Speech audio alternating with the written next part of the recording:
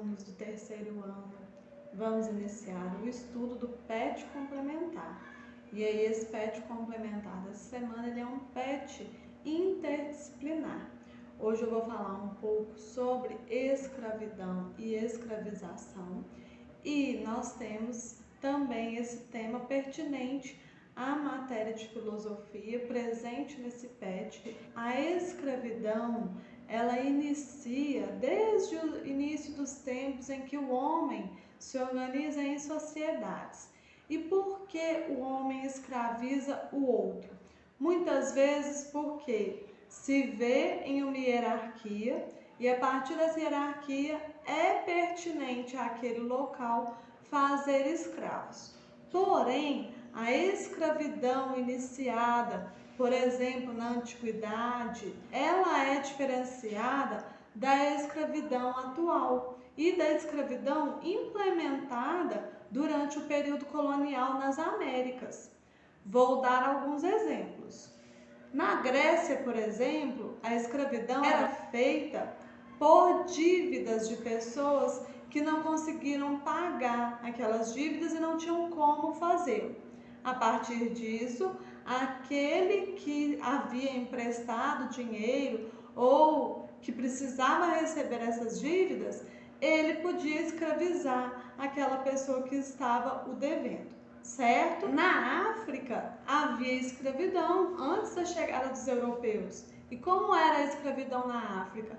Ela era organizada quando uma tribo ou um reino invadia outro local e, a partir dos combates, um dos dois se sobressaíam e aquele que era aprisionado, ele se tornava escravo, certo? Então era uma escravidão organizada devido a um conflito, ok? E a escravidão organizada no Brasil, ela era apenas motivada pelo fator econômico. Por quê? O negro, gente, ele era uma propriedade daquele senhor. E aí essa propriedade não tinha direitos, não tinha liberdades, e recebia como salário apenas a alimentação, a roupa e onde dormir. E a gente sabe que os negros eram muito maltratados aqui no Brasil, né? Porque, por exemplo, a senzala, que era o local onde eles dormiam, como que ela era? Era um cômodo comum para vários escravos, né? E eles dormiam em esteiras no chão. Mas a gente tem que pensar também que antes desses negros chegarem ao Brasil, eles faziam um caminho que não era fácil. Inicialmente, eles eram aprisionados por aqueles mercenários que buscavam escravos no interior da África, né? Depois disso, eles passavam aproximadamente 30 dias aprisionados dentro da África, esperando o momento de serem embarcados, né? Isso aí leva em conta a questão do caminho que se fazia do interior ao litoral. E durante esse tempo, muitos morriam. Além disso, enfrentavam 40 dias aproximadamente de viagem em navios apertados, sem condições mínimas de higiene, e também muitos morriam durante essa viagem, tanto por doenças, por causa dessa falta de higiene, mas também por outros fatores que eram até psicológicos. Tem, por exemplo, a questão do banzo, que era um mal-estar geral da pessoa que ficava deprimida por saudade ou por saber que destino a reservava. E ao chegar ao Brasil, antes de ser vendido, muitos ainda morriam, porque ficavam no período de quarentena até serem vendidos, e aí nesse período alguns também morriam.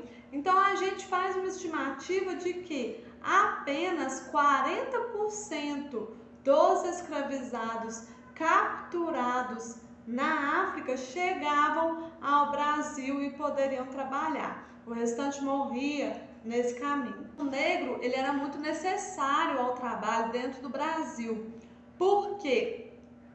Tanto por já saber técnicas aperfeiçoadas de colheita e lavoura, e também porque ele era a mão de obra existente e a única mão de obra possível segundo aqueles fazendeiros e senhores, certo? Nós temos que pensar, né, que o negro, então, ele fez parte de várias atividades no Brasil colonial e ele foi liberto graças às pressões inglesas sobre o governo brasileiro. Essas pressões que iniciam desde 1831, mas são organizadas leis que não são seguidas pelos próprios brasileiros, né?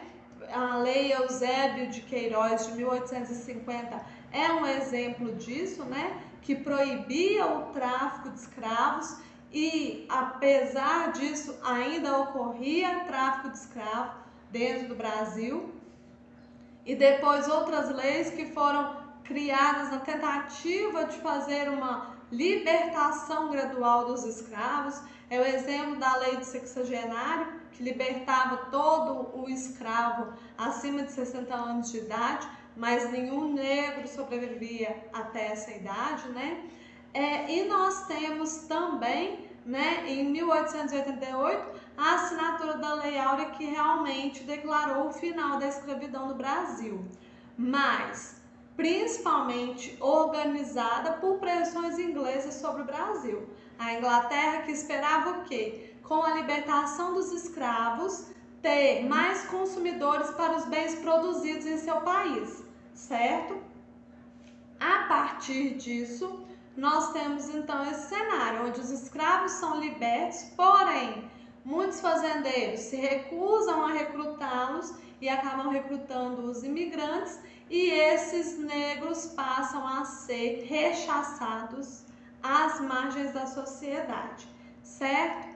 Então nós temos que prestar atenção nesses fatores que trazem até hoje as desigualdades sociais existentes no nosso país, ok?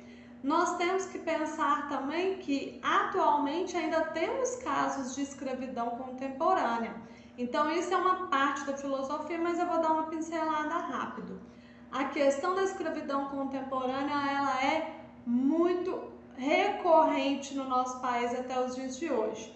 Às vezes troca-se o trabalho por alimentação, moradia, vestimenta, ou então muito menos que isso. Nós temos vários exemplos que aconteceram e foram investigados nesse ano mesmo, de 2021, em fazendas ou em casas de pessoas abastadas economicamente. Então nós temos que pensar sobre a escravidão, tanto pela consequência da escravidão colonial, mas também pela consequência de uma existência dessa ideia de escravidão até os dias de hoje. Eu espero ter ajudado vocês. Qualquer coisa estou disponível no WhatsApp ou podem comentar aqui no vídeo. Até mais!